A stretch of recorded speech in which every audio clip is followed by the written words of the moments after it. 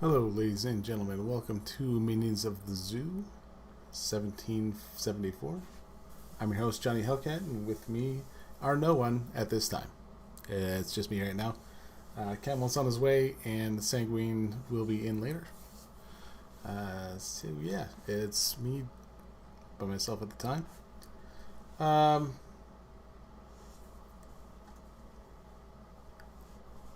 I'm either going to use the monkey excuse here. The show starts when I want to.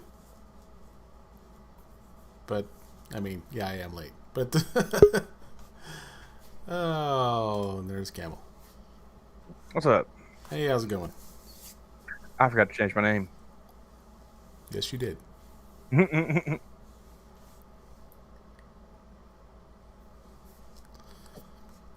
So how's things going today?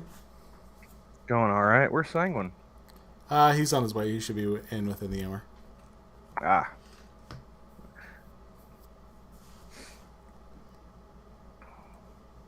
But yeah, yeah, I just got things started. So, how are things going for you?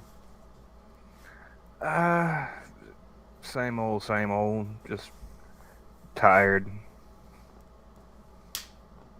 Uh, Par for the Social course. worker came by today. Check in, see how Nana Camel was doing. Yeah, how is she doing? Uh, could be better, could be worse. Hmm. But I just like how every time this person shows up, it's like, hey, got some homework for you to do. Oh joy. Yeah. Like, I thought you were supposed to be helping make this easier. You just keep giving me more work.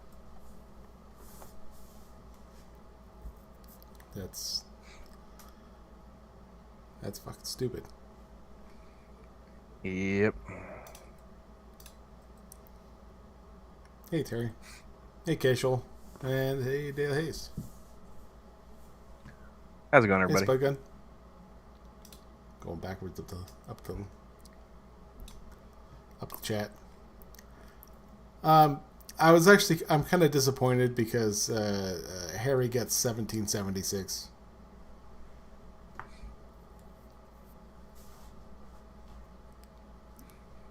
And I was kind of hoping we'd be close to it, but I mean, this is as close as we're gonna get. Do your best Alex Jones impression. Yeah, that's not gonna happen. I don't have a good Alex Jones. Uh, I wouldn't say I do either. I never really tried to do an Alex Jones. I'm not great at impressions to begin with, so. There are only a few that I can do. Hey Jim Beam. I mean, I can do a decent enough Bill Clinton, but that's just, growing up in the 90s, you heard everyone doing a Bill Clinton impression. I never really got the George W. down. Uh, my best Obama is just even more pregnant pauses in between sentences. Yeah. Yeah. I can do Boo Boo. That's about it. Like Rocky and Bullwinkle, Boo Boo. No, Yogi and Boo Oh, that's what I meant. I said Rocky and Bullwinkle. God damn it! Boo. See, tired. I do not think Russian Bear is there. What's up, Addy? Hey Eddie. No, I didn't have much else going on today. Just usual chores and I will not advocate for the poisoning of Harry on live stream. what? Terry mentioning. I'm just steal Jack's lines. Like, I'm just a hitchhiker. Uh, I don't know what's going on. I just got here. So No, it's the last. I've had to actually dress up for work. Wearing business casual, as they call it. Oh, gee, what's that like? There is nothing casual about it. It is uncomfortable, and I don't like it. But I never understood the concept of like a tie. I didn't have to wear a tie, but I had to wear Church clothes, pretty much. Yeah, I in fact, today I joked how much longer we had to wear our Sunday best, and they appreciate the joke. But so yeah, today was the last day this week that I had to. But next Tuesday, they sectioned off an hour. Like, oh, we're gonna take an hour. The guy's gonna be here for an hour. It's our boss's boss's boss is coming in, and he's like, they're like, okay, well, we're gonna section off some time for you guys. If you have any concerns or questions, feel free to voice them when you can. And we're thinking, oh, they're gonna let us off for an hour while the boss is in. We get 15 minutes. So essentially it's going to be how you doing? How long you been working here? Do you have anything? Oh, sorry, you ran out of time. Have a good night.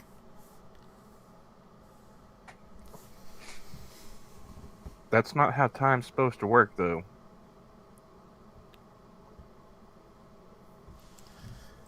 That's pretty much how it's going to go. I can almost guarantee it. He's just going to stretch out who he is, what he does.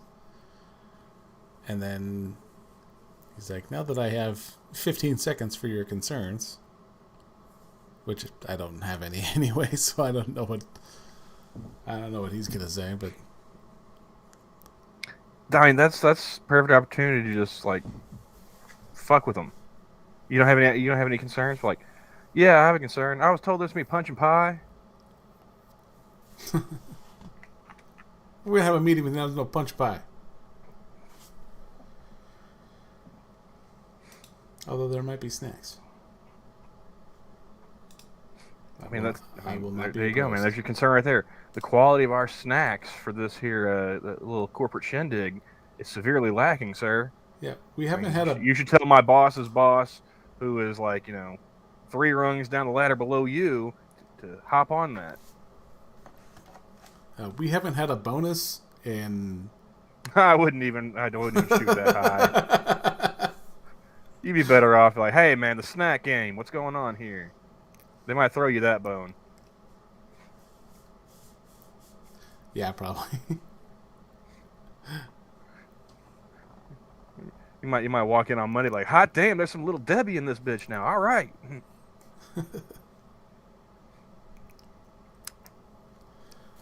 Now it's funny how many people are actually complaining that there's no microwave in our break area. Okay, they're gonna complain as soon as you get a microwave because somebody's gonna make something that smells god awful. Everyone's gonna bitch.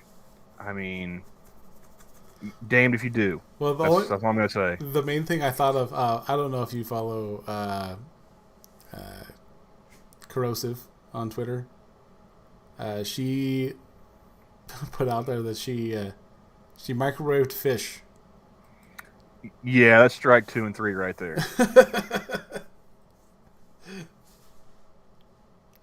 It's like, yeah. Yes, 6. Yeah, I hope things are going well.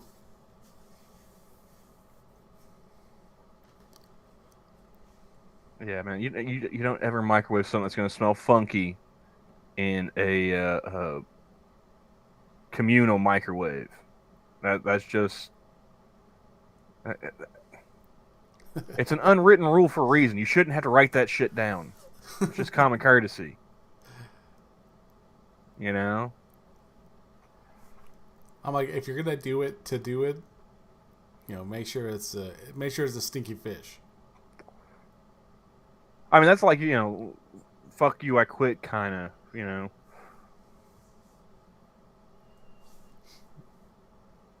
You save that for like your last day of work as they're walking you out, with your box of personal effects.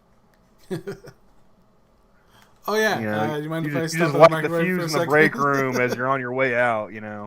As soon as you get that like call, like, hey, we need to speak to you in HR. Yeah, sure, just 1 second. Just pop off to the break room. Punch in for like an hour.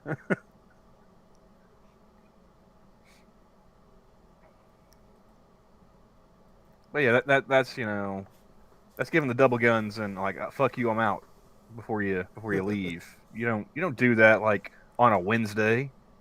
You know Well, like our boss is retiring, and her last day is on a Monday, what? right? Like, I mean, Who retires on a Monday? That's Wednesday at you, you best. you're gonna yeah. I was gonna say like you're gonna come back from the weekend. Although, if you think about it, it is kind of a big fuck you. Oh yeah, guess who's going home early? Fuck all you guys. Like, Oh yeah, like the whole week before, it's like, hey, I'm clocking out at noon. Fuck off. yeah, I got the time for it. Peace. Like, Like my last day is Monday. What are you gonna do? Fire me? Really? although I think she's really just coming in for the going away party. Is there gonna be punch and pie? They're probably actually the last party they made cobbler. I'm okay with that. Hey, Red Feather and a Green Badger Outdoors.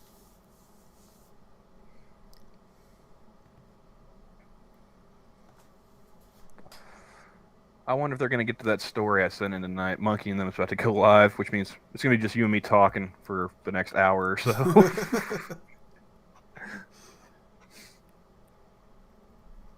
But yeah, there's a dude running for Congress in Michigan on the Monkey platform. I know how De La Haye feels now. He wants to repeal the 19th. Oh, really? Yeah. Oh, do you still have that, or is that on the Twitter? It's on the hashtag for MITAM or on my timeline, one of the two.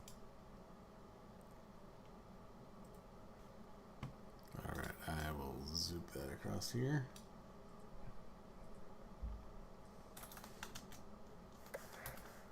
TW plus bastards. Hey, Travis. Oh, one of the few things I did notice on Twitter today.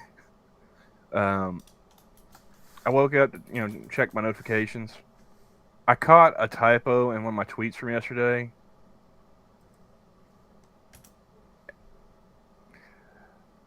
That's what I get for using my phone to tweet. Damn autocorrect! I hate that shit. You should be able to turn that off, right? Yeah. I don't know how. Actually, it's in your phone settings. I don't know how to get to that. I don't do anything with my phone, dude. Literally, YouTube and Twitter, that's it. All right. I can't find yours. You can't find my Twitter? No, I can't find your. Well, I looked in the hashtag. I suppose I'll have to just. Oh yeah, it's from like yesterday, day before. They didn't do a show last night.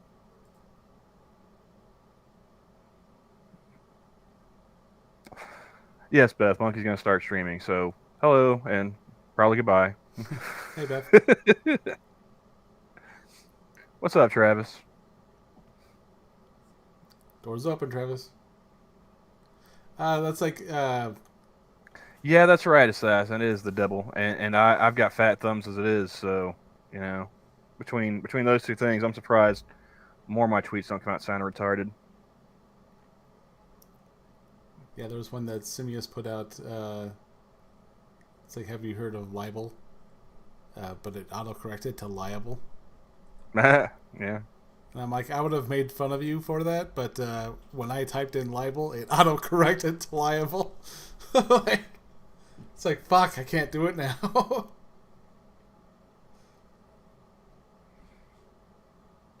That's why I don't bust anybody's balls on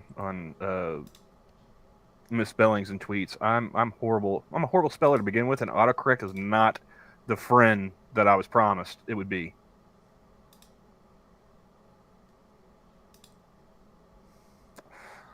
Jack did do a stream last night, and it was reading fan fiction, so I kind of tapped out early.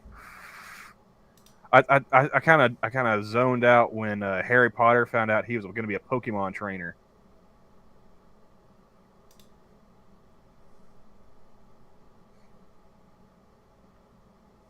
So, although it did make me want to get Dax to read another like horrible romance novel. Yeah. And I found an author like could do like a whole series of just shitty self-published books. Hey, Travis. Howdy. And the best part is I found this author from Black Twitter, Johnny. Yeah. Yeah. Such literary masterpieces as That Hoe's Got Roaches in Her Crib. And the bestseller Ho Yo Pussy Stank. Oh no, your coochie stank. A vaginal a bacterial vaginosis love story. I think I want to get Dax to read that one first. Okay, on that I'm going to monkeys. Never mind. Bye, Travis. Yeah. Thanks, Six. I hope everyone starts feeling better. Oh. Oh, and I bet Red Feather's about to lose their appetite. They were making food while listening. You have chosen poorly. So I ate a quart of egg drop soup tonight, and That sounds like a lot. well, I mean it. I've never really been good with fluid measure, but yeah, it's a lot. That's a lot of soup. Mm. Well, I figured out that egg drop soup is kind of bland on its own to me.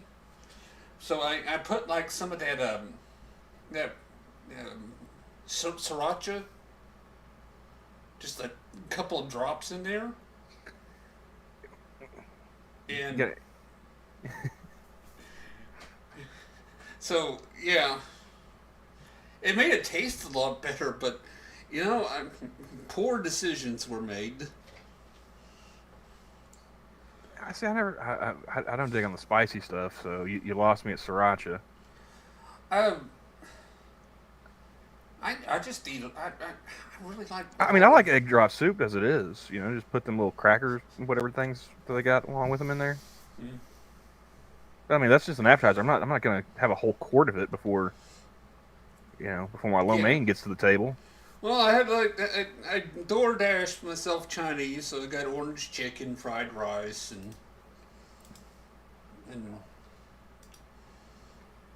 and I'm like, well, a pint. I could. I got honestly, when I fuck up quart and pint and stuff like that. Yeah, pint is personal. Quart is like family size. Yeah, when I fuck that stuff up, I think maybe metric isn't that bad.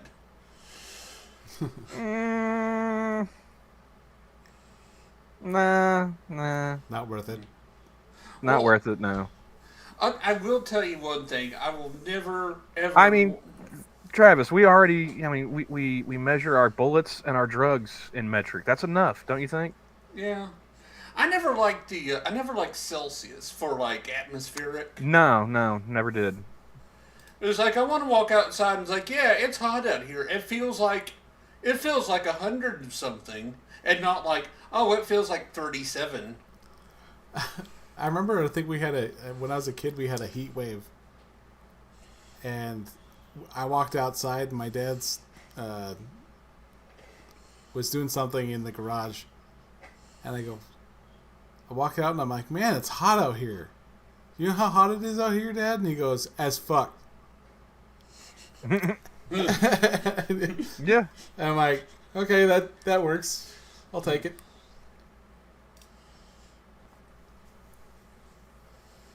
Yeah. Oh, well, the thing I was going to send you, because you brought up something about the guy running up in Michigan. Well, do you know that, I forgot what his name was, but the guy that's running for lieutenant governor here in Oklahoma? I don't remember his name either. Yeah. But his entire I never think of lieutenant governor's race. I always think of just the governor, and that's what Stitt and Hoffmeyer.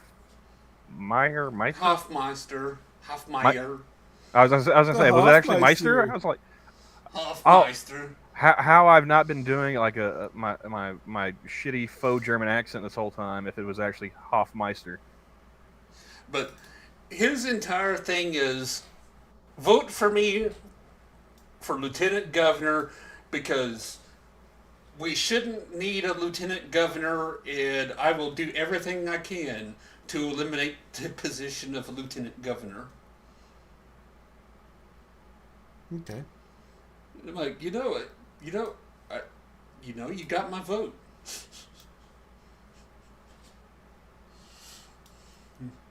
So, I mean, I heard him on the radio. He's like, God, this is a phony. Give me the job and I will fire myself. Yeah, he's like, we don't really need a lieutenant governor. They don't really do anything, but they collect a paycheck. So why don't we just eliminate the position, and if something happens to the governor, we just like put the Secretary of State or the President pro temp in. And damn it, Johnny, why is it I don't find about these jobs where you get money for nothing until like someone's trying to get rid of them? Scrap was talking about, finding stuff you can run for city and state office, and just find something that runs unopposed. Yeah. Well, when I lived in Arkansas, I found out that the coroner for every county is an elected position. Why? Something that's always been done there, I guess. And back when you went to like the doctor, dentist, veterinarian. Well, here's the thing about it. The coroner doesn't have to have medical training. Why? I don't know. They have, once they're elected coroner, they have to go attend a 2-week seminar on death investigation, and then they're a coroner for like 4 years until. Johnny, that's it. I'm moving to Arkansas and I'm running for coroner. Every death in my county is going to be bacterial vaginosis.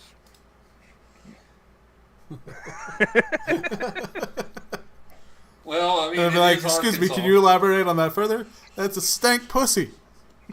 But yeah, the county I was in, the coroner was a retired real estate agent. I think oh my God. I think the state coroner here is like 90.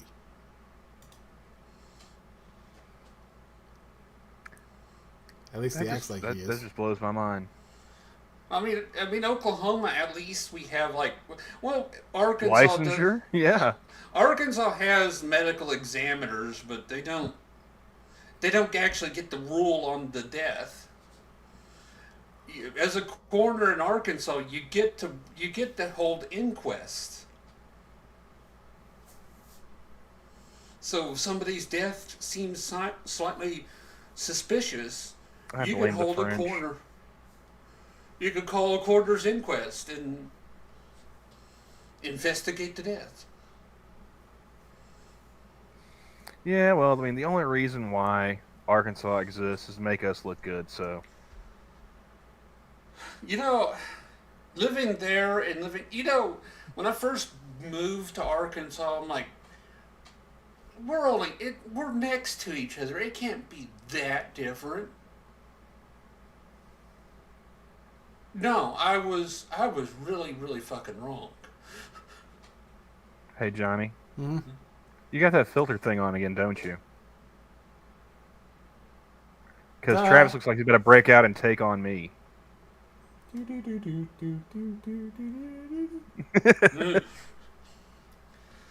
But no, I was like, That's good. It's staying in. Okay. We can still see his face. It's fine. I don't even know what the hell's going on. If you look at the actual stream, Oh, I you'll see see. what we're talking about. Okay, wait a minute. I muted the wrong one. A wild sanguine approacheth. Good evening, all. How goes? Not too bad. It's going. How was the birthday? It went extremely well. I had a fun time and just had the final dinner of the celebration. Went to a local beer hall / brewery and had an amazing dinner with lots and lots of booze. So I am feeling grand tonight. How about you guys? I'm tired as good. usual. And I just realized that because of how you do your green screening, Johnny, Yeah. Travis's hair has gone rather Yeah, we know. interesting. I had just made him aware before you popped in. Glorious. Yeah, we can see his back wall, apparently. My Yeah, let's see if we can move that along even further. Oh, you can do green screen on this? Well, I did a chroma key for the StreamYard. Because I actually have a green screen. We may have to set that up sometime. I think that would have to go through your thing. I couldn't do. I don't think I could do it. Yeah, I actually bought a bunch of photographic backdrops, and one of them is green screen. And I'm like, I need to figure out some way where I'm going to use this.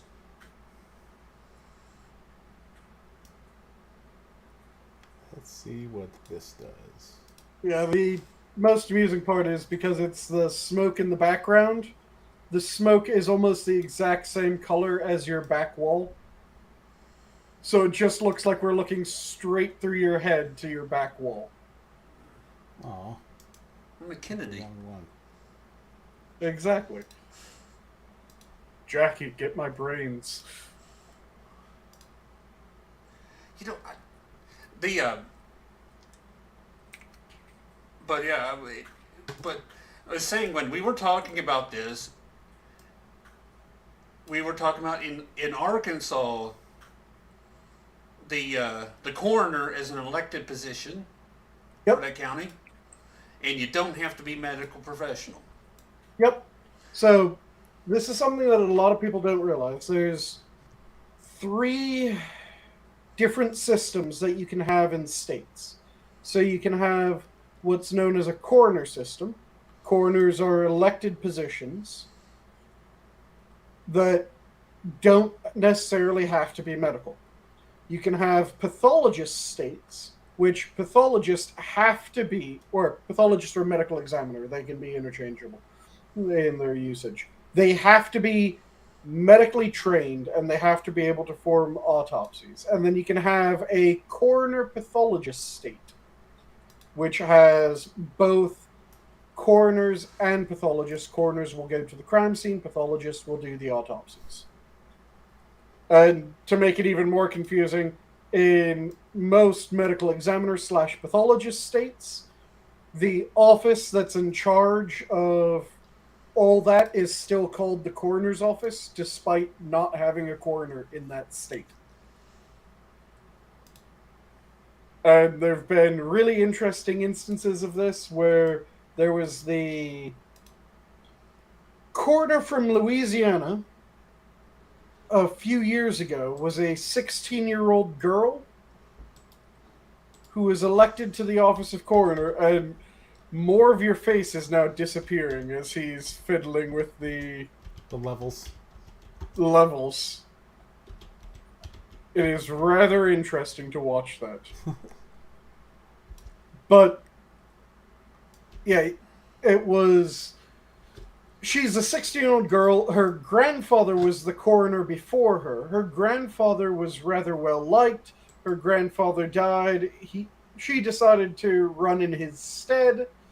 She got elected, and then she had a shit ton of cases where there was an obvious gunshot wound that she determined was a heart attack. Doogie Howser she was not, is what you're saying. Yeah, there was another instance where there was absolutely no damage to the skin whatsoever. Shark No attack, markings. obviously. Oh, she determined that the person had been stabbed to death. You know, actually, I went to go look at it, and like the county I used to live in actually has like somebody that sounds competent now. Mm-hmm. He's like School of Pathology, medical examiner of New York City, U of A, criminal justice. Mm-hmm. Yeah. But yeah, it says right down here, none. The individual must live in the county for 30 days or more, be 21 or older, and win an election. Yep.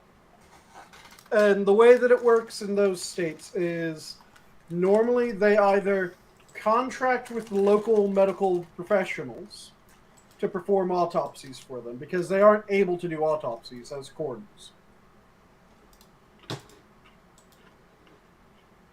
Unless they have the training to do autopsies due to some other aspect.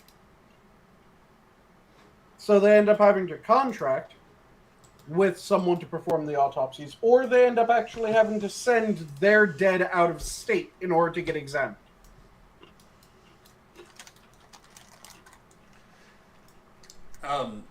Here, the medical examiner office here, they about a year ago, their refrigeration systems failed. So they had the Blue Bonnet dairy trucks rented to them. Which, I know, it's perfectly fine. It works just fine. But the idea of like, oh, we have a murder victim here. Let's roll them into the ice cream truck. Yep. Yeah, it's a very strange setup at times, depending on how that individual state will work. Because some states have backup facility upon backup facility upon backup facility. And others, it's just like, yeah, if this one thing goes down, we're fucked for a while. I mean, personally, I think it's pretty clever that they thought that they came across that suddenly. But also, you know, maybe we should have somebody on staff that could fix that. And it just depends on how severe the issue is. Because there's a lot of things that were, unfortunately, more recently found out than it seems like they should have been. A really good example of this is, have you guys ever heard of ossification of the lungs? No, but I know what those words mean individually, and that doesn't sound good. So, what do those words mean individually, Camel? Well, the lungs is what you use to breathe. Yep. And ossification, if I'm not mistaken, that's like the opposite of osteoporosis. Yes, it is the starts turning into bone. Yep. So the ossification of the lungs is when you inhale bone dust, there's a chance that that bone dust will not be entirely dead when you inhale it. And given the particular environment of the lung, it can actually cause it to start doing its thing again. And slowly cause chunks of the lung to turn to bone. It's like I was coughing up a lung and I broke a rib in my lung. It's one of those things that seems like that would be really important to know. Yeah, we learned that in the past couple decades. And that's the reason why we went from, yeah, it's fine having your mortuary in a rather poorly ventilated area to, no, you need ventilation fucking everywhere. You need masks, you need all kinds of shit in order to do this. Fuck you. It was because we had a shit ton of people die due to ossification of the lungs. Well, you know, at the beginning of the pandemic, I was, talking about how it's airborne and everything else. Mm-hmm. And I was like, maybe if we just we don't have to have, getting filtration in all these places would just be too expensive. But, maybe if we just had fans to move air and clear and just get air moving better. Mm-hmm. And everybody's like, no, they just spread it around more. Then they're like, oh yeah, fans, that would work. What was interesting is there's actually a company that started doing fluid modeling for hospitals to figure out how to reduce infectious disease spread in a rather cool manner. They programmed in the entire structure of the facility, and then they went through and figured out the fluid dynamics of the air, and were able to figure out the optimal placement of what windows to have open, what windows to have closed, what doors should be open, what doors should be closed, where should the ventilation come in, where should it go out. It was rather impressively done. But yeah, it come to find out in the last couple of days, cloistering everybody off into little cubicles was not the best idea. Mm-hmm. Right. Oh, I had the laziest customer today. You know what his complaint was? When he pushes the microwave door button, the door don't pop open fast enough. Fantastic. Fast enough. Yeah. When you push the door, it pauses for a second and then pops the door open. Okay. Yeah. He thought, when I showed up, I was exactly like that. I was like, oh, okay. He's like, well, I want it to open up immediately when I push the button. Yeah, people in hell want ice water. What's your point, buddy? Mm-hmm. So I'm like, it's a microwave. Seriously. What are you? How lazy are you when you have to have a microwave door open faster for you? My microwave at home, I have to pull the door open. Oh, so you still live in the Stone Age? Okay. Yeah. But no, at least I have one of those that's above the range. And I don't like it because it doesn't vent very well. There's quite a few that I found that don't. There's some that are okay, but all in all, they're not really all that good for ventilation. Well, because they're having the route that they duct up, and they have to route it around the microwave cavity in and out. Yeah. Mm-hmm.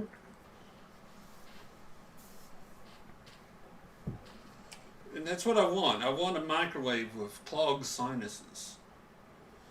But no, his thing was, it's not opening fast enough.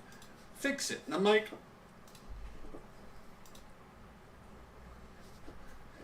I don't know. Maybe not have dainty hands.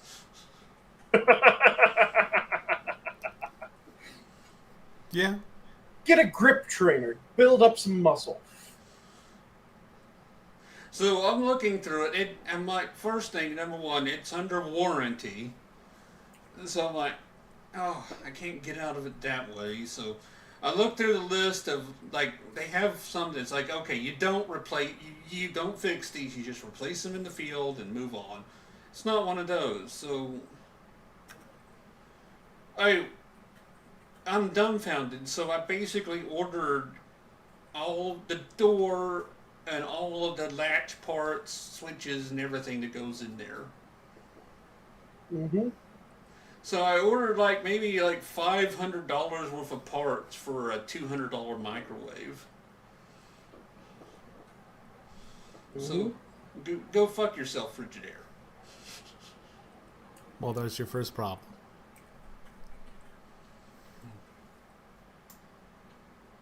I'm not saying Frigidaire is a terrible company.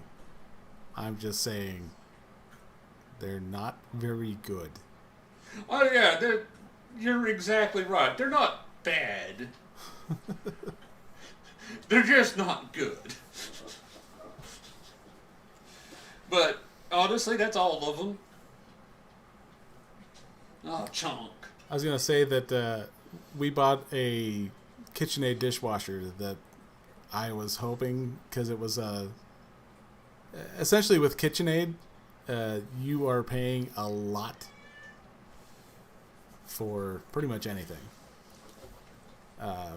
But I caught this one on a sale, and yeah, I absolutely love it. And I hooked it up myself. Oh yeah, they're great. They're so quiet. Well, and we were thinking, because I think it's a 50... Is it 50? 50 or a 45 decibel. And I was thinking, because the ones at my night job, those were, 60 to 65 decibel dishwashers, where you can hear it outside down in the neighbor's house. And yeah, this one's 50 decibel, and it is you have to listen for it. And I love it. The only thing I don't like about them is that there's a little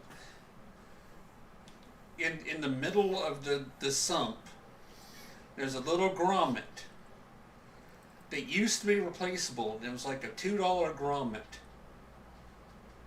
but they decided no, it's too easy to replace that. We're going to replace the entire sump for $200. So you can't get the little grommets anymore.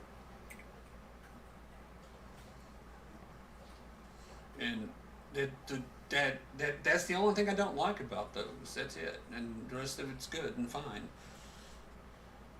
And most of the time, I'm not even replacing anything. It's it won't drain. Well, there's something stuck in the pump. I just pull the pump apart, pull out whatever you crammed in your dishwasher. Well, someone's loud. Yeah. Yeah, I've been surprised by how many different things end up being absolutely retarded how the hell you have to repair them now. I had the bolt that holds my bike seat to the shaft of the rest of the bike snap a while ago. And I thought, oh yeah, just go and buy a new bolt for that. So I went into a bike shop and asked, what size bolt is this? And they said, I don't know. Can you find a replacement bolt that's the same side? Well, we don't sell the replacement bolts. Okay, so how does this work? Well, you can buy a new bike shaft I have to buy another bike shaft for the bolt? Yeah, the bolt comes with the bike shaft. What the fuck? Can't you just tell me what size this is? No, we don't have the ability to do that. Yeah.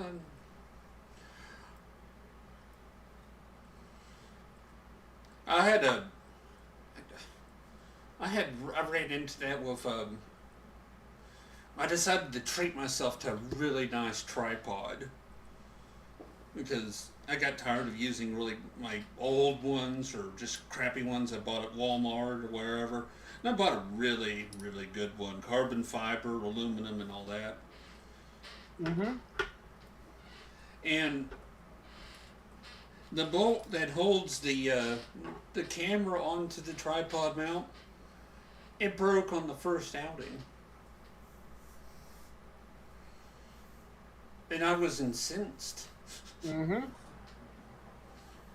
Yeah, I ended up getting frustrated enough that I went out and bought one of those bolt sizing tools where it's, think kind of like a hardware shop rosary, because it's just a shit ton of different sizes and it's the male and female ends, so you can determine what the threading is and what the bolt size is with either the nut or the bolt itself. I got one of those just so that from now on all I'll have to do is screw it in so I can order the exact fucking bolt I need. And the thing is that there's like 3 different measurements that you need to know, because you need to know the threading rate on it. I think it's the pitch is what they normally refer to it as. You need to know the pitch, the overall length, and the thread length of the bolt in order to figure out which bolt is the right bolt for your fucking bike. Yeah, every day it's a fight with like trying to figure out parts. Like today was LG washing machine. The bearings went out in the tub. Mm-hmm. And they're like 3 different kits, all available through LG. All of them are LG parts, and I'm like, well, can y'all tell me which one is the one I need to get? And they're like, well, each one of them is a different revision. Mm-hmm.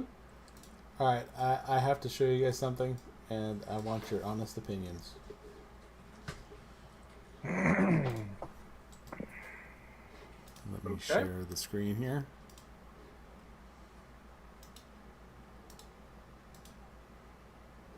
That's dry as shit. Who did that to that piece of meat? It's an eye round, right? I have no idea, but it looks like it has been Jodie Fostered. I'd slap some A1 on it. It looks like it's been completely desiccated. That's an eye round from the look of it. Eye round is a bit of a tough cut of meat if you don't treat it right. You need to make sure that you cut it across the grain as the last cut every fucking time, and you need to cut it really short because those muscle fibers are pretty goddamn thick. And that just makes me sad that they abused that piece of meat. Well, okay. Honest opinion, for steak, terrible.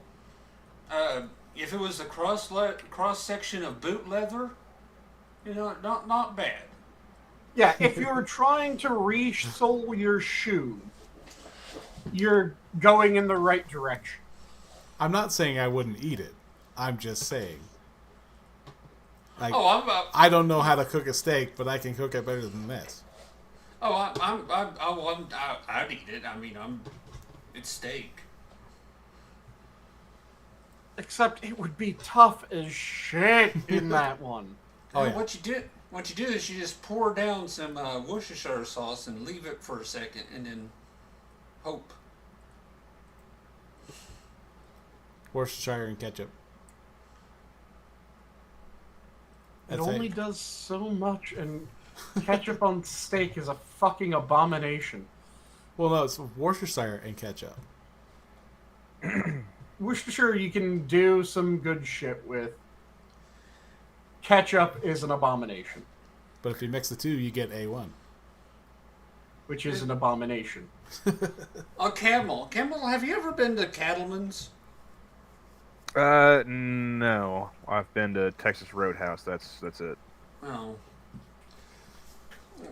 Cattleman's is that really, really high-end steak I'm house. poor. Texas Roadhouse was a treat. Well, you know, it's not actually...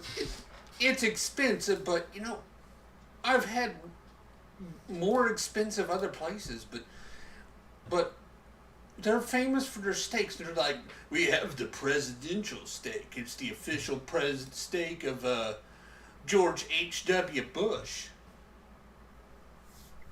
And I'm like, Why do I care what some guy from Connecticut, how he liked his steak? Okay, yeah, that's exactly what I thought. I mean, if you have, I was about to ask, is Bush particularly known for his taste in steaks? Because if so, I haven't fucking heard. Yeah. No, it's the whole, like, we're from Texas. Yeah, sure you are. Okay. Yeah, but you go there, and I'm like, and you're like, you're psyched up because this is the premier steakhouse of Oklahoma. This is the one there always say, this is where the oilmen and the cattlemen go to. And I'm like, okay, I'm going on. It is actually, the steaks are about on quality of Texas Roadhouse. Okay. And I mean, and the They only aren't reason why terrible. They aren't. the only reason why anyone glorious. says anything about Texas Roadhouse is the sweet rolls. They don't say it's not the steak that people talk about. but here's the thing. It's like Olive Garden. Just kind of. It's kind of an average steak at a Texas Roadhouse. It's not a terrible one, but it's not an amazing one. It's just kind of, yeah, that was steak. But yeah, but here's the thing about it. I went there on my birthday and I decided to order I'm like, okay, I'm not impressed with the steak. I wonder how the drinks are like. So, ordered a whiskey sour, and I took one sip of that, and I'm like, holy cow, is this? Now, Did what's a whiskey sour? Sweet someone and sour. It's pretty much any kind of whiskey. I mean, whiskey people out there complain, but sweet and sour mix, simple syrup, and So, something else. And there's, A whiskey sour is most often made with a bourbon. It doesn't have to be made with a bourbon, but it's most often made with a bourbon. Then the ingredients in it are normally lemon juice, a sugar syrup. Some of them use egg white. It doesn't have to include egg white. And then it often also uses, what is it? Boston sour is the particular sour mix that it uses, I think. Then it's the whiskey. but here's the Typically thing. garnished with a zest of orange. Here's the thing. I think they may have took the whiskey by the sweet and sour mix on its way there because all I tasted was whiskey. And I'm like, Okay. and they're like, yeah, we don't dilute our drinks here. Well, So- it is supposed to be a fairly whiskey forward because if I remember correctly, it's a for one. Let me quickly. Yeah, I think it's effectively 3 parts whiskey, 1 part lemon, half part syrup. Half part syrup and then ice to garnish, or ice and a lemon or orange peel as garnish. Okay, assassin, I will never ever like using propane to cook steak. Taste the meat, not the heat. Oh, it's terrible. You can do a decent steak with propane. It is much better if you have Tock. charcoal or lump wood.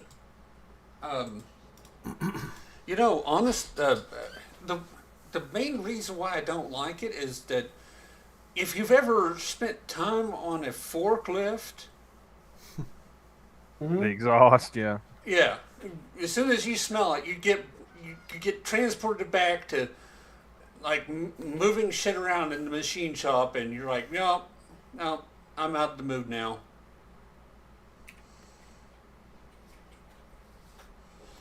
So I stick to charcoal or woods or.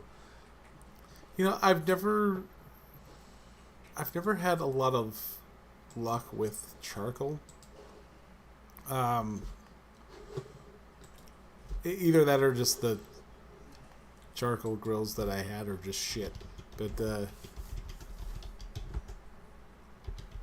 or I completely suck at barbecuing in a charcoal grill. I'll put more money on that one. But Do you have hot and cool zones? well, the last time I used one, I would say is a good 10 or so years ago. The last time I used one, I ended up melting part of Adam's. Nice. Because it had a plastic handle on its vent, and it had a plastic handle in one other section. Yeah, I melted those handles off by accident. Because I got that son of a bitch up to like 1,000 degrees Fahrenheit. No, it seems like whenever I got it hot, it never maintained. You need to be a bit quick about it. Yeah. And that's if you're using briquettes. I'm assuming you're using briquettes, right? Yeah. So briquettes, they heat up real quick. They ash over decently fast. But then they cool down insanely fast after ashing over. Whereas if you're using lump charcoal, it maintains temperature for a nice long time. And what you're supposed to do is you start in a pile, then you spread it out on half the grill so that you have a hot side and you have a cool side.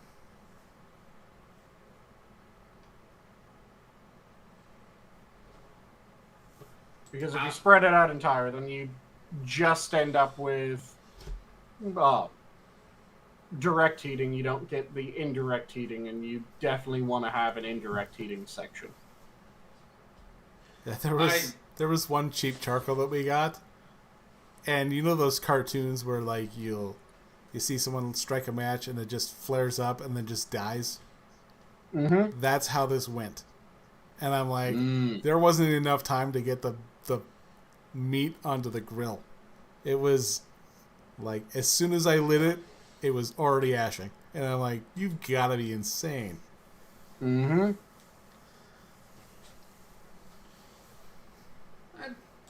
I have. It's been a long time since I've actually like grilled a steak. I've mostly just hamburgers and stuff like that. I cook pretty much fucking anything. You can ask Adam and Inquisitor especially. When it came to camping out, they were gobsmacked by the shit I could make.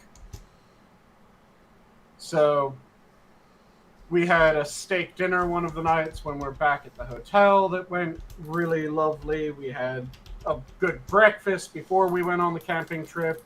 While I was cooking on the campfire, I made beer broths as well as a campfire stew. I also did yakimochi for everyone, which they really enjoyed.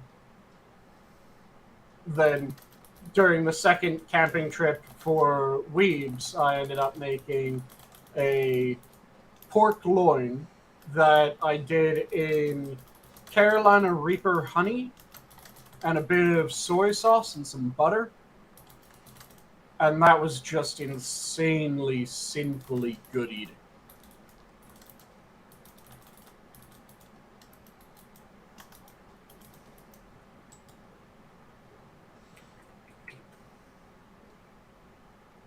Yeah,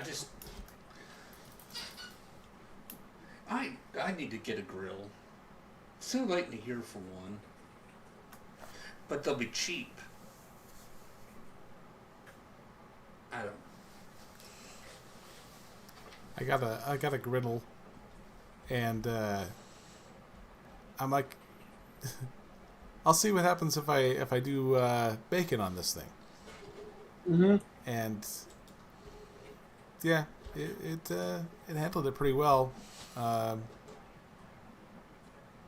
mean, granted, it was shit bacon, but ended up like I ended up tearing it up on the griddle, but it was I mean, not terrible. Mm-hmm.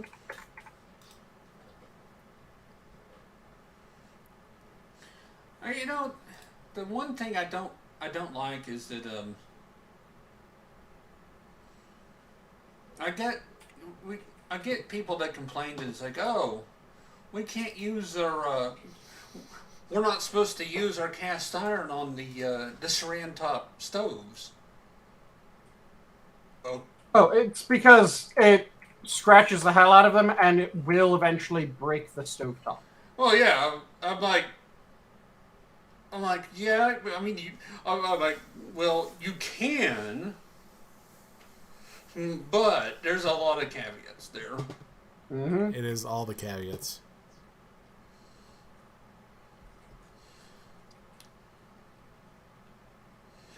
Yeah, my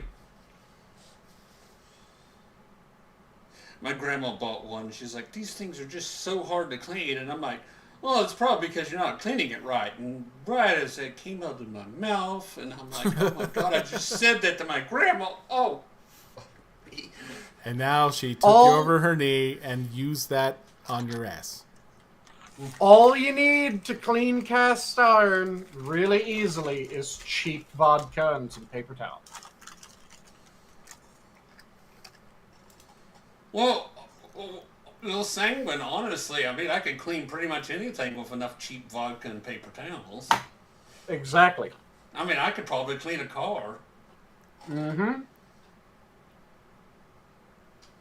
Hell, if it's really cheap vodka, you can strip the paint.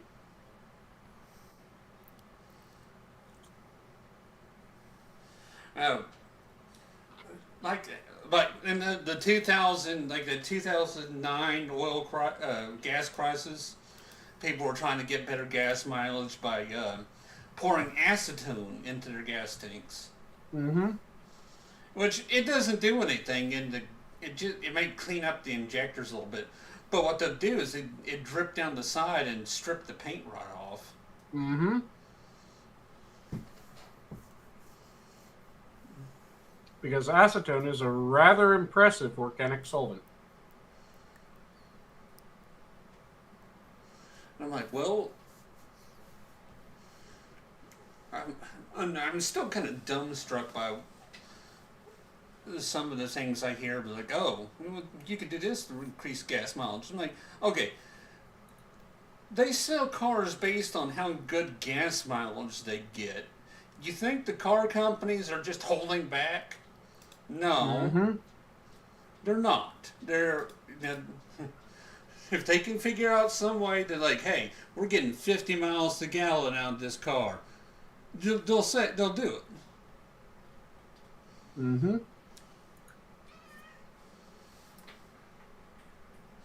There's a guy on YouTube that is like redesigned the fuel injection and an ignition system for a Saturn to get like 47 miles to the gallon on the highway. And I'm like, well, Yeah, but you're also accelerating 0 to 60 in 20 seconds. So, I mean, Yeah, there's a trade-off. Do you want power or do you want efficiency? Because at a certain point, power trades off efficiency, and efficiency trades off power. I drive the old diesel around, and I'm like, I'm used to not accelerating fast, but Mm-hmm. a 40-year-old Mercedes diesel is not going to go fast at all. Which makes you think sometimes, like, oh well, do I really want to get out on the highway right now?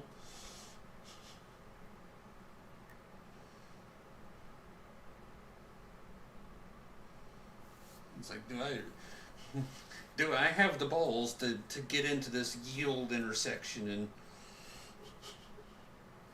try to merge?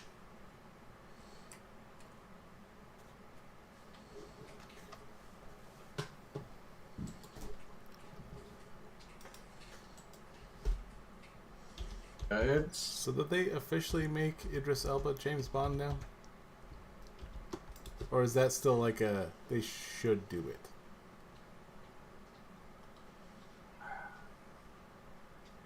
I'm hoping that they don't. And the thing that pisses me off is, even when they were trying to set it up that Bond was a code name, they fucked it up. Because they tried to do that in Skyfall. They tried to make jokes about how, oh yes, that was a previous 00. And then they had shit from previous James Bond movies that they kept on referring to as, oh yeah, that was a previous 00. That just pulling that out of the old storage and whatnot.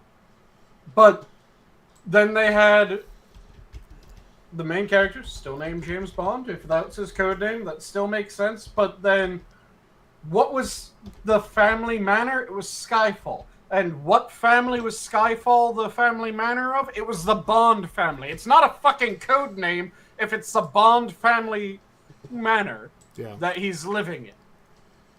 So either make it a code name, or say that, yeah, it's either the same fucking person, which is what it should be, or it's the same family line. And it's just they have a long history of going into this line of work.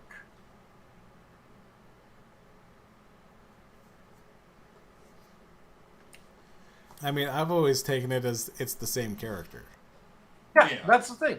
It was always the same character up until they started wanting to have Bond be black, and Bond be a woman, and Bond be this, and Bond be that. There's only one movie that did James Bond as a code name.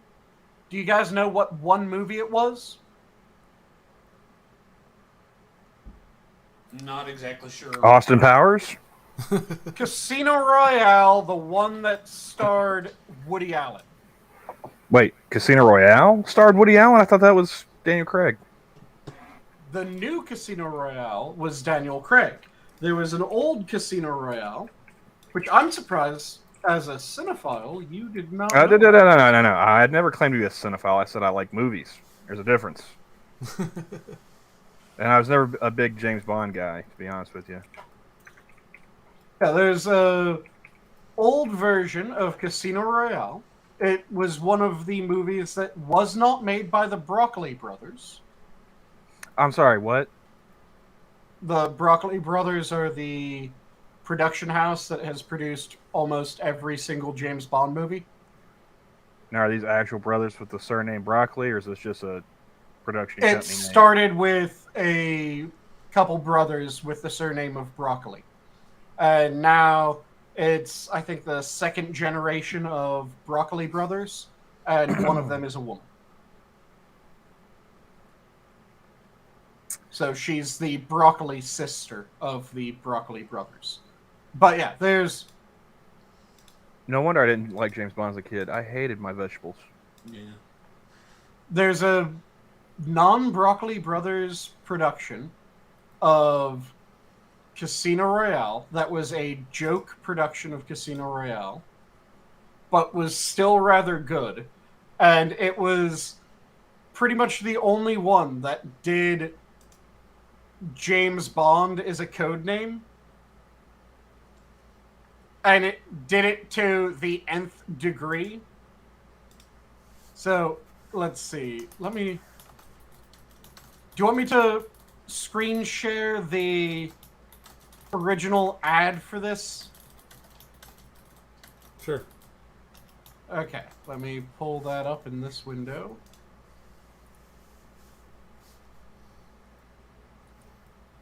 And screen share.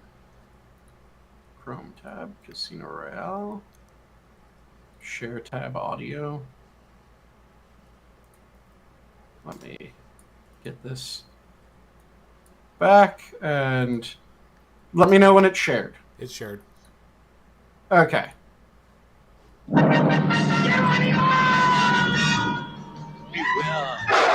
Beware! There's danger in the air. Have no fear from this here. He is gambling for his life at Casino Royale. There goes a spy. There's evil in his eyes. It explains why there's a lot of drugs in the 60s.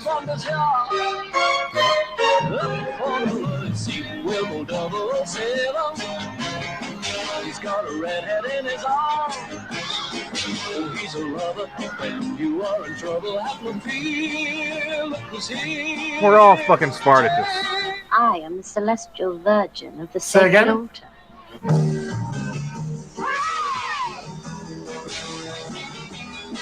Yeah. I'm the new secret Orson Welles is the only one not introduced as James Bond. At Casino Royale.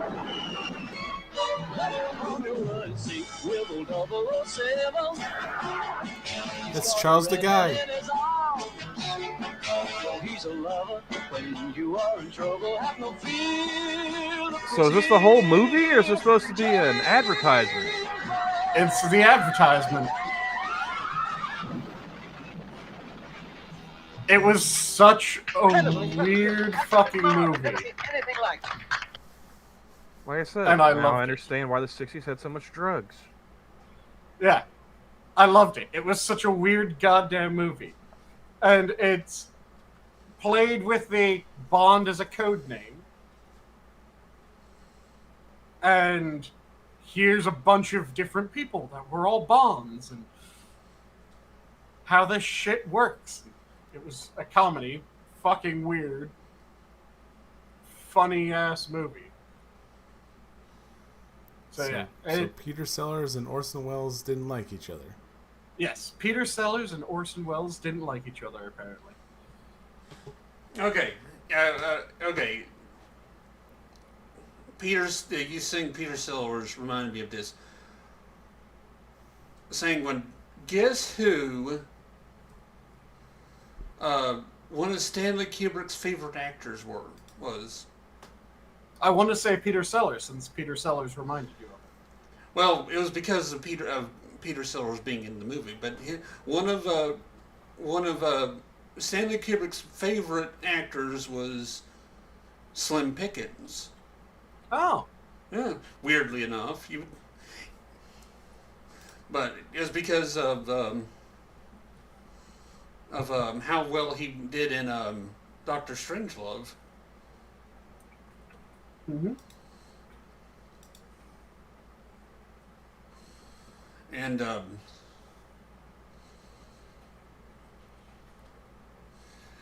one of the things that he used to do to keep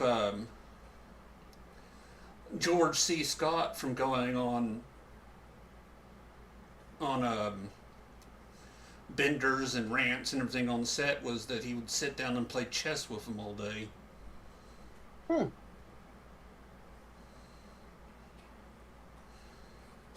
Slim Pickens would play chess with him, or Kubrick would? Kubrick. No. Would have been more impressive if it was Slim. Well, the thing here's the thing about him.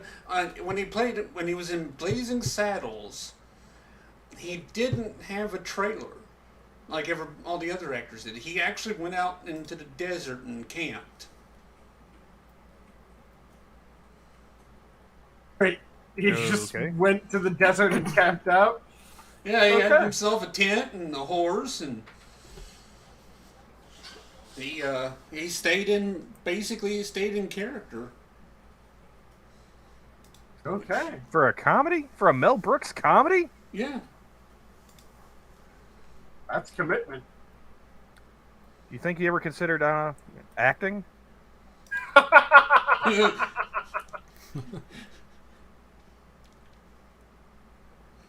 I'm trying to remember, who is that line from? I think it was Christopher Lee to Dustin Hoffman. Well, it was definitely to Dustin Hoffman, but it could have been somebody other than Christopher Lee. I could see Christopher Lee saying that shit. Because I don't remember which movie it was, but Dustin Hoffman was, being one of those douchebags. And I think he either had gone a long period without sleep or done something else. And it's like, we're just playing pretend, right? Mm-hmm. I still love the stories that Christopher Lee had of fencing all the various people that he'd fenced, and how he had almost been killed by every actor that he ever fenced. Never had any problems with any of the stunt doubles or anything like that. But the moment that he was fencing with an actor, he always had to be on his toes, including when he was fencing with Errol Flynn. Errol Flynn. And Errol Flynn was drunk as a skunk during their fencing. I just think it's hilarious that, he got engaged to a chick, couldn't get the father's blessing without the king of Sweden. He's like, oh, I know him. One moment. Yep. No, And then turns around and ends up not marrying that chick. oh, and Yeah. he had that moment. Was working on one movie, and the director was like trying to tell him like, this is how you stab somebody if you want to kill them, and he's like, It was The Lord of the Rings, and it was It's Peter during Jackson, his yeah. death scene, and it was Peter Jackson that he told him. Yep. he's like, yeah, I know how to do this. Yeah, he corrected the scene because Peter Jackson was trying to make him scream when he gets stabbed in the back, and he went, no. When someone gets stabbed in the back, they don't scream. They just kind of have this sudden, surprised, pained exhale. How do you know that? I was SAS during World War II. Copy that. What was that line? Is like, people ask him about his time in the service. He say, "Can you keep a secret?" He's like, "Yeah. So can I." Like, I don't care who you are. That is just smooth.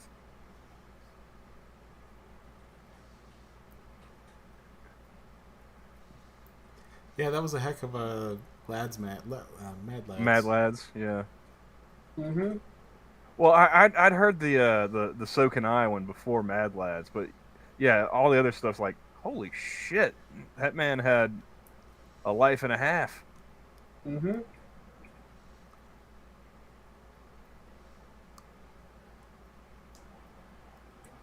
And I just, I really like Dankula's Mad Labs. I mean, every time I see one come out, I'm like, oh, I can't wait to get home.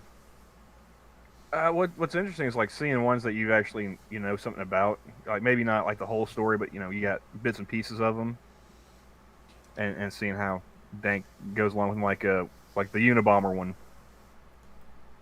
Mm-hmm. It's like, oh yeah, I mean, I don't know, I didn't know all of it. It was like I knew a good portion of it. I read the manifesto, and It's surprising how many people were MK Ultra'd and then fucked up shit happened. Because he might have been MK Ultra'd, Then, do you guys know about the whole thing with Whitey Bulger? With Whitey Bulger, I mean, I knew he had a rat in the FBI, but other than that, no. Whitey Bulger was MK Ultra. Confirmed MK Really? Ultra. Yep. I did not know that one. Yeah, it's not even like, well, he's rumored to have been MK Ultra. No. The documents were released. He was part of MK Ultra. Did you know that the CIA has a podcast now? Yeah, I saw that.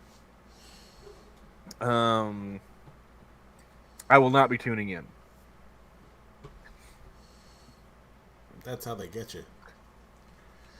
Yeah, and you think you're gonna learn something about like the history of the CIA, and the next thing you know, it's a shortwave number station, and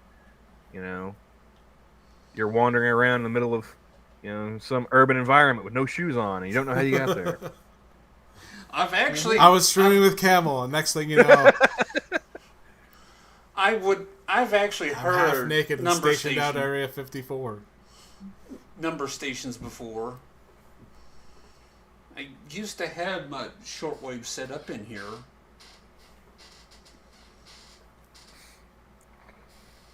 It's not as interesting as it used to be. It probably picked up, become more interesting now that, Russia's acting up again. Mm-hmm. I miss the days when I would look around and say, I caught the tail end of the Cold War. It's like, we're back in time for Cold War II. I mean, I wouldn't mind it so much if we were back in the 80s, but somehow we got shipped back to like 79, and I'm not cool with that. When we're not the ones on top. Yeah, I used to just hear my dad bitching about Carter, and now I'm sitting here living it. Not cool. Oh, man. Mm-hmm. David. You first. Secretary Blinken was talking about. Did you say, hey, Blinken? No, I said, hey, Blinken. Blinken. Nice. No. But he was giving a speech at the UN, and he was talking about if Russia stops fighting, the war is over. Well, yeah, that's how wars usually end. One side stops fighting. But if Ukraine stops fighting, that's the end of Ukraine. And I'm like, I paused for a second, and it's like, There's a reason why he's a diplomat, not a general, huh? Mm-hmm. Well, I was kind of taken aback by it because that's probably the most clever thing that person said so far. Yeah, and it wasn't that clever. Yeah, I mean, exactly. I mean,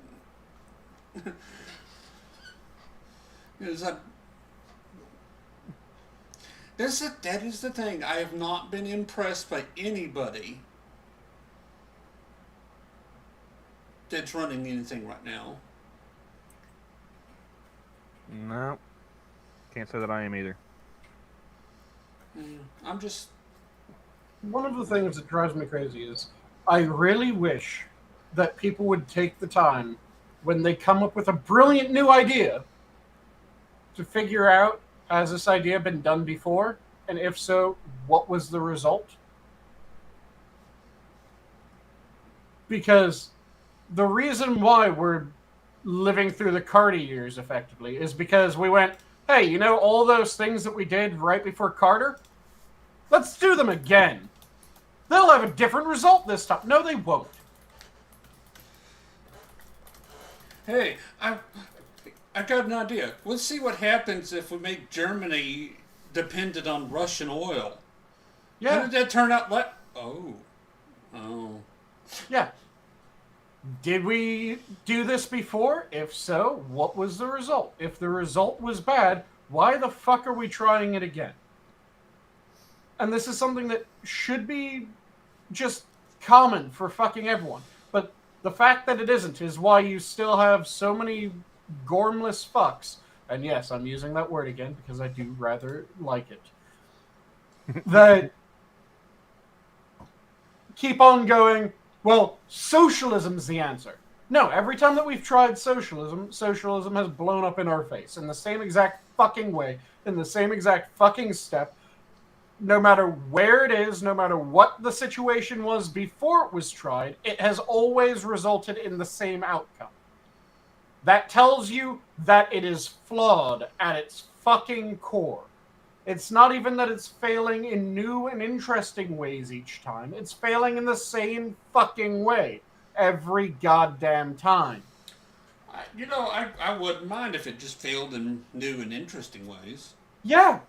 If something fails in new and interesting ways, that means that there's something that you can work on. Because you can see how it fails, then you can fix it up. Like when the Wright brothers were trying to make their first airplane. They made one version, and it failed due to X. So then the next one, it didn't fail due to X, it failed due to Y. And then the next one, it failed due to Z. And then the next one, it failed due to double Z. And then the next one, until they had one that fucking worked. Because when it fails in a different and interesting way each time, it means that there's a way of fixing it. When it fails in the same fucking way every time, it's fucked. From the start, there is nothing to fix there. Just bin it and start from scratch. I have for work. I bought one of those endoscope cameras. They have them cheap at Harbor Freight now, and I use it to get up inside of broken dishwashers, to look at the pumps, and also in washing machines and places I can't get. But every time I show it to somebody, you know what the first thing they do?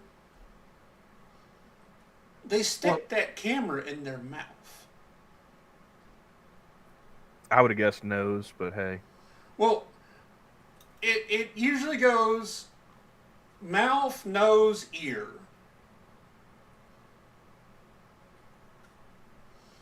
Okay.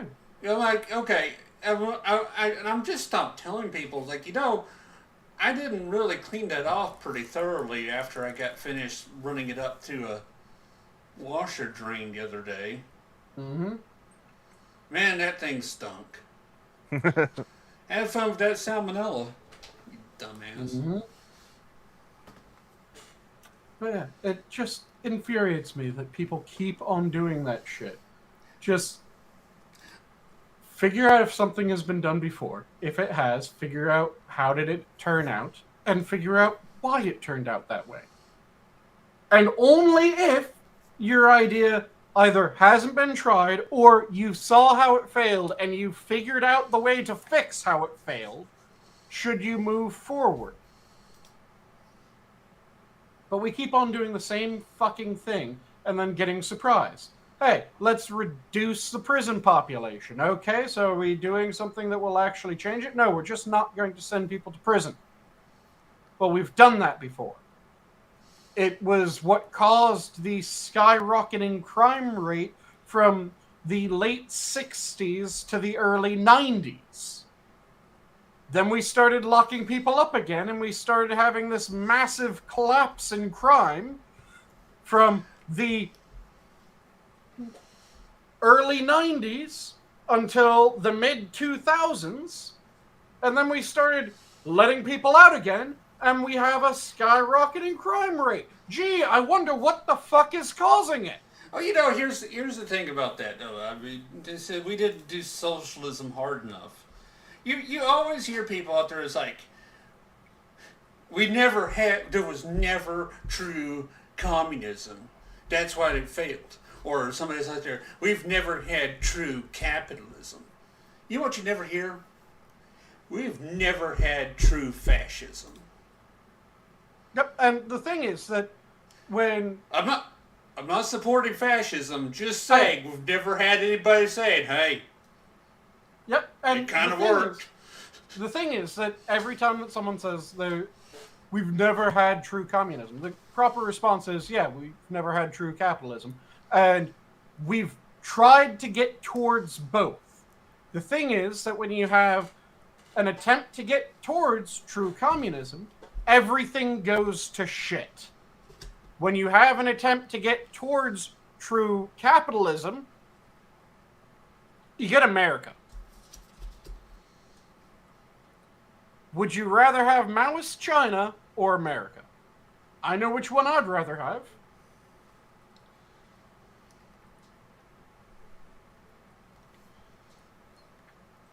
Have you ever seen The Death of Stalin? The black comedy movie? Yeah. Yes. I That haven't, but I thing's heard it's fucking good. awesome. Oh, yeah. We should have a movie on it. Johnny, It's going on the list. Yep.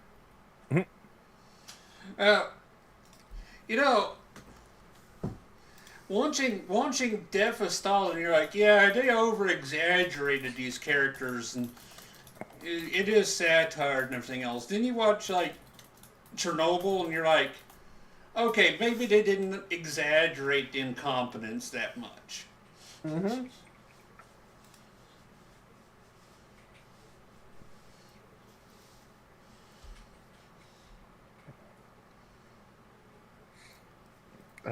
Who all's in that anyway? Like, there's a, I know. Was it Jason Isaac, or is it Isaac or Isaacs?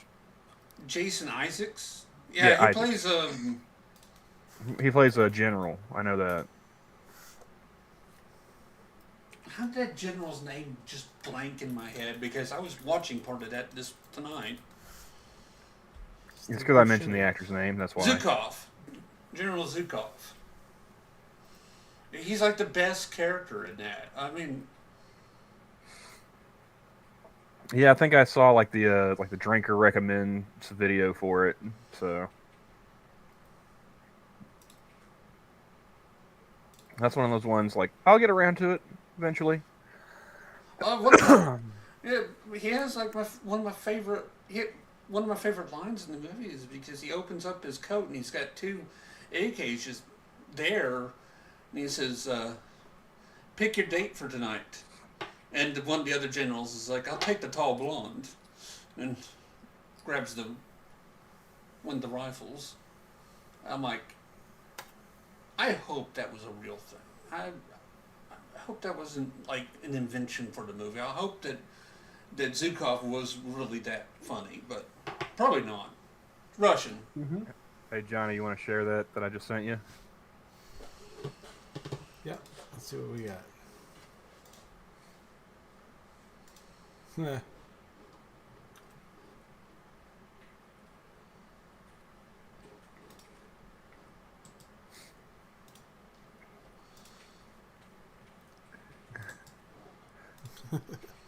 You never figured out how to get that thing fixed for Nuts. Travis's hair, huh? No. Yeah, apparently that is the Dolly prompt of Garfield as German Chancellor. Very nice. That,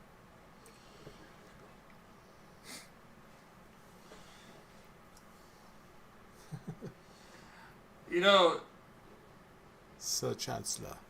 whatever you have on that filter, have you guys not noticed how it makes Chunk look? I had not. I've been playing video games while I've been sitting here listening. Oh, can you send me that because I want to share that with Robin. Oh, 1 second. Yeah, I'll DM it to you. There is no chalk. There Yeah, is only she's wall. Yeah, she's there. Nice. It almost looks like Chunk is a void. it almost looks like a Beastie Boys video. I told you, man. Take on me.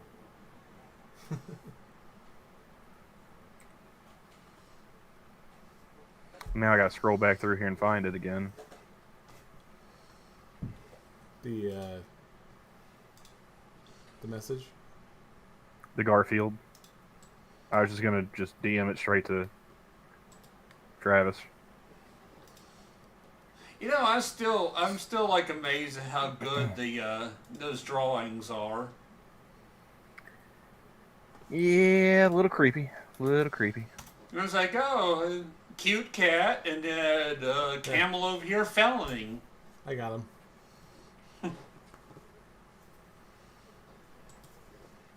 The message is yours. There it is. All right. Thank you.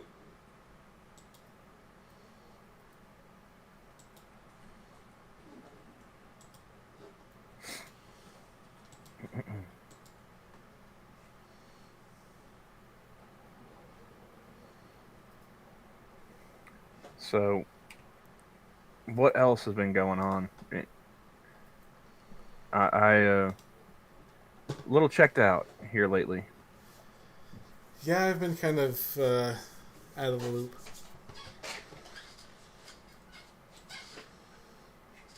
I've been on vacation for the most part, just having a fucking fantastic time.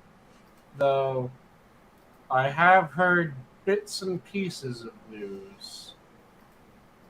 All of it is still people trying to prevent that, or prevent. People trying to pretend that shit that is clearly happening isn't happening. Yeah. Which, again, just engage with reality. It's the only way to make things actually better, is to engage with reality. You know, I told him, in a moment of anger, I told my boss that she was being obtuse today, and she asked me what that means.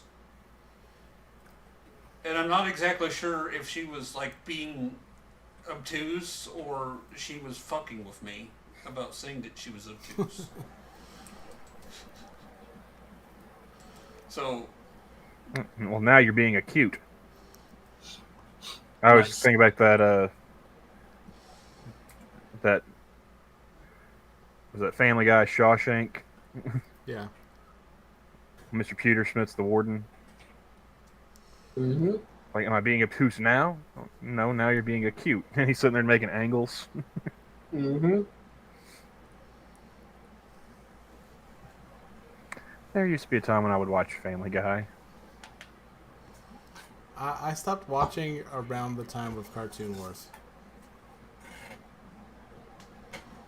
Because of an interview with Jimmy Kimmel. When asked if it was all in good fun, he goes, yeah, but it's still kind of stinks a bit. And I'm like, you are butthurt because Matt Stone and Trey Parker said that your writers were like manatees. Mm-hmm. You gotta be fucking kidding me.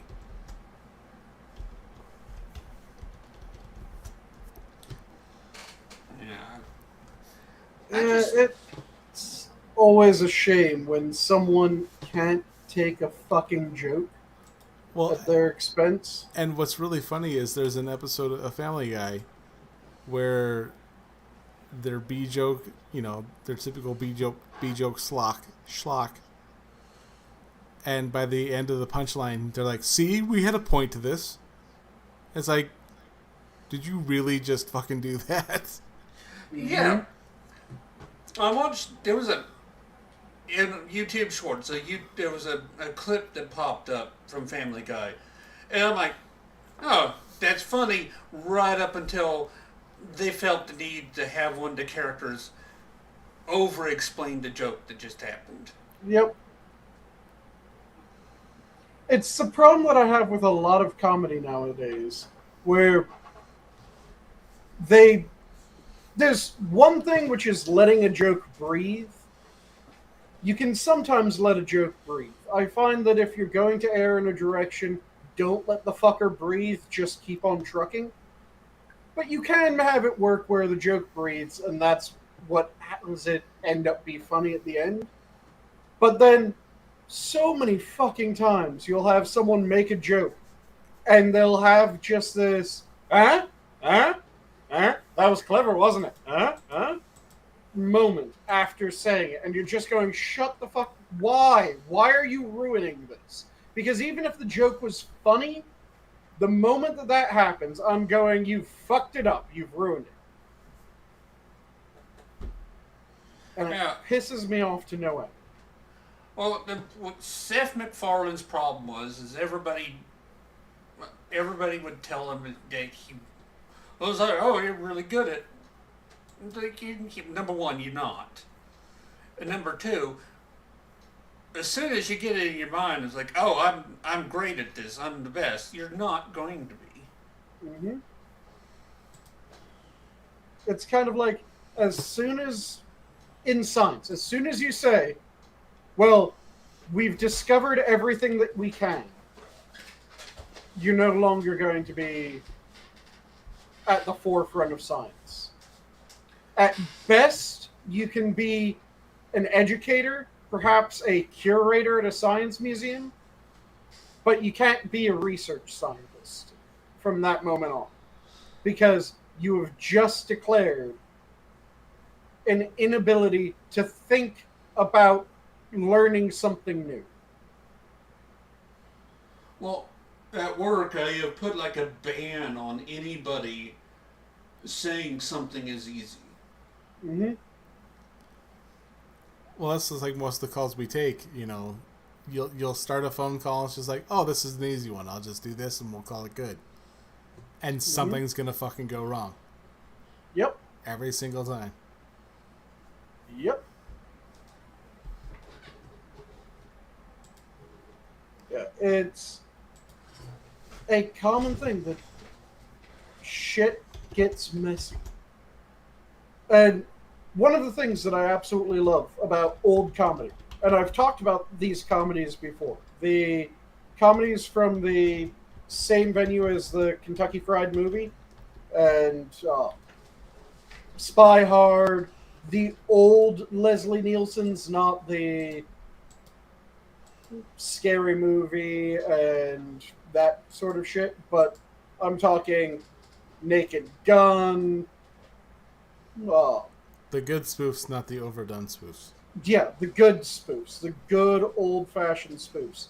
They had a series of rules. One of the rules that I absolutely loved was they were to either be a joke in the background or there'd be a joke in the foreground. You wouldn't have a joke in the background and the foreground at the same time. Don't give me that white zone shit. Yeah. I like the joke in the foreground or joke in the background because that's where some of the best jokes were. It would be serious up front and weird shit in the back, or serious in back and weird shit up front. Well, So you have some of the best examples are in Spy Hard. You have one scene where their main characters are going to this one restaurant, and it's a suit and tie restaurant. The main character, played by Val Kilmer, doesn't have a suit and tie. So the waiter says to follow him, they will get this situated. And if you've ever been to a suit and tie place like that, sometimes they have, like, suit coats that you can pop on, and they'll have ties that you can slap on, so that you can meet the requirements and eat at the restaurant. So you get kind of the feeling that, oh yeah, they're going to go take him into the back room, he's going to pick his suit coat and pick his tie, and that's going to be that. Then the female main character starts getting casually interrogated by Gestapo, and the entire time that there's this tense, casual interrogation by Gestapo conversation going on in the foreground, the main lead, or the character played by Val Kilmer, in the background, every time that it looks over the Gestapo officer's shoulder, it's him getting measured and tailored for clothing, and it changes drastically every single time. So, like, one time they're just measuring him, and it's somewhat normal measuring, and there's a quick joke in the foreground. Then the next time, he's, like, wearing boxing gloves and a ringside robe. Then the next time, he's dressed as like fucking Colonel Sanders. It's just every time that it cuts back to him, he's wearing something else. And it's funny because there's this tense scene going up front, but it keeps on being snappy with that And what movie is background. Spy Hard. that? Spy Hard. Or, sorry, no, not Spy Hard. It's Spy Hard's the Leslie Nielsen, right? It's Top Secret. Top Secret. Okay. Let me quickly double check. I think it's Top Secret is the Val Kilmer. That sounds right to me. I was gonna Because say Spy Hard Hard- sounds like the Leslie Nielsen one. Yeah, Spy Hard's the Leslie Nielsen one. And Top Secret. Yeah, it is Top Secret, where it's Val Kilmer as Nick Rivers. And it's just this very punchy background scene the entire time. Another really good example of this is a bit of a spoiler alert at a certain point. There's this really climactic fist fight in the movie. And the main character and the person he's in this fist fight with fall out of a train into a lake, and they're continuing to fight. And it's one of those classic, I'm either going to beat you or we're both going to drown type fist fights from action movies. You know the ones that I'm talking about? Yeah. And as they're going through this fist fight, they reach the bottom of the lake, and the main character grabs the person that he's in the fist fight with and slams his face into a poker table. Because there's suddenly a poker table in the bottom of this river. Then he throws him on top of the bar, and the barkeep behind the bar, just polishing the glass, kind of takes a step back so he doesn't get hit as he continues polishing the glass under the river. Under the lake. He gets dragged down the bar, knocks off several pints from the bar top as a bunch of cowboys kind of back up as a, what the fuck, you just spilled my drink.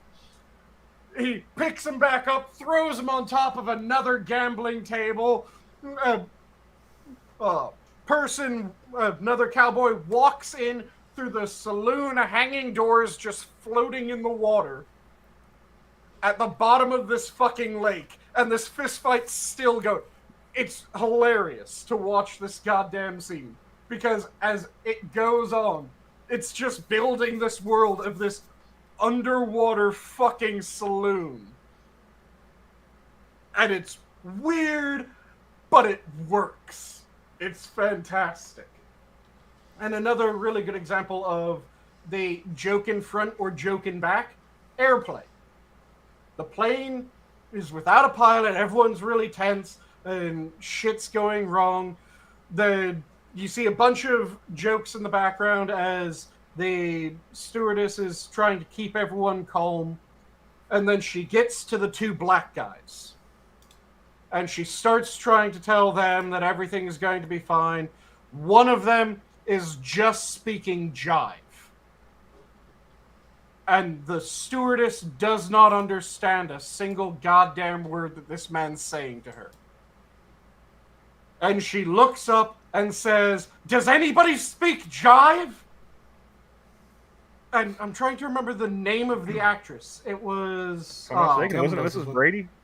Yes, it was Brady, Carol Brady. So Florence Henderson. Yep, Florence Henderson raises her hand, says that she speaks jive. And she's dressed up like a nun. Yeah, she's dressed up in a very proper manner. I can't remember, was she the nun or was she the just very stodgy looking old woman? She's the very stodgy looking old woman, and that's not Florence Henderson. Who was it? Let's see here. Barbara Billingsley. Oh. June Cleaver. Oh, June Cleaver. Yes. Okay, that's right. Well, he threw me off when he said Carol Brady, all right? Well, you said Brady. You said Brady, and I went, wait, was it Carol? What the fuck was her name again? So, yes, it was her and... Yeah. she's dressed up as a very just stodgy, proper woman, and she starts immediately speaking jive to these guys. And it's that joke in front, everything in back suddenly goes dead serious. Once the joke in front passes and it becomes serious up front, jokes start happening in the back again. And none of them are given that, isn't this funny, Airplane was like my grandpa's favorite movie, and because he was an air traffic controller. Mm-hmm. So he just sounds like, I picked a hell of a week to quit sniffing glue. Yes. Yep. Talking about airplanes, I just sent Camel a picture of this, and this has to be absolute hell. It's a Southwest Airlines where Guitar Center gave everybody going to Hawaii a ukulele, and I would have gone just full Bluto on that shit. When did Vault-Tec become Guitar Center? That's some Vault-Tec shit right there. Oh, can you How just many imagine? ukuleles before we drive everyone insane? You just imagine the pilot on there. He comes over to the intercoms like, "Everybody, be quiet before I put this down in the Pacific." If I hear one more bullshit rendition of Over the Rainbow, I'm gonna lose my fucking mind.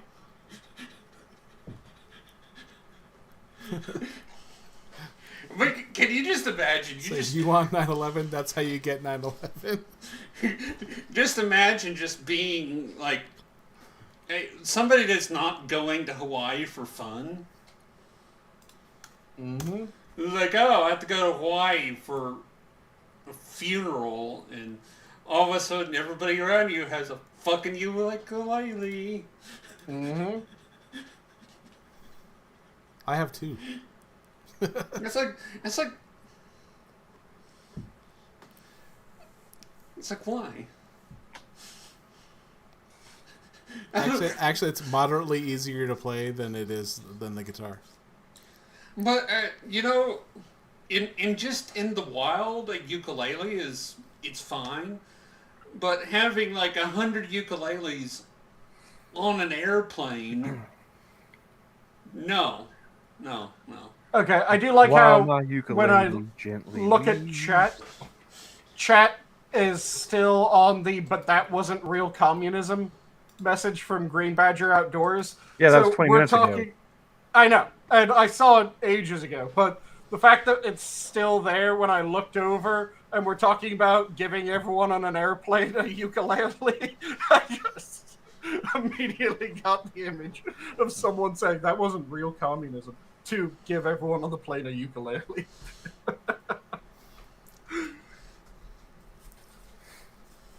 But I don't know you guys, but I'm starting to fade a little bit. Yeah, I understand. It's after midnight here. And Copy so that. We are going to call it after some parting thoughts. Travis? Copy that. Who's first?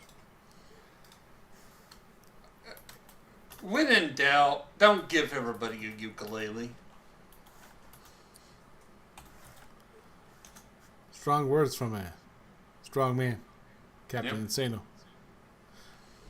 Sanguine?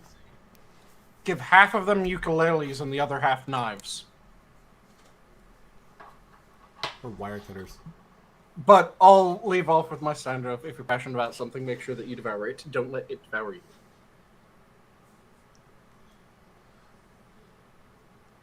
Alright, and Camel?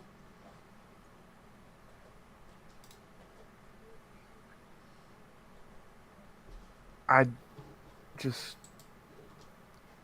ukuleles. Just say no. If all else fails, give Camel a cajon.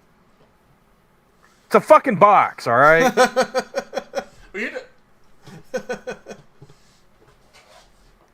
But just say no to ukuleles just made me think not even once.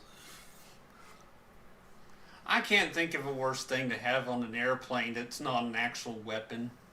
No, a vuvuzela. Okay. Okay, you got me. Yeah. Took me absolutely no time. I might be Satan. I'll go with this movie quote. Joey, have you ever been in a Turkish prison? Nice. And with that, the zoo is closed. Have a good night, all. Have a good night, all. Adios. And on a pedophile joke.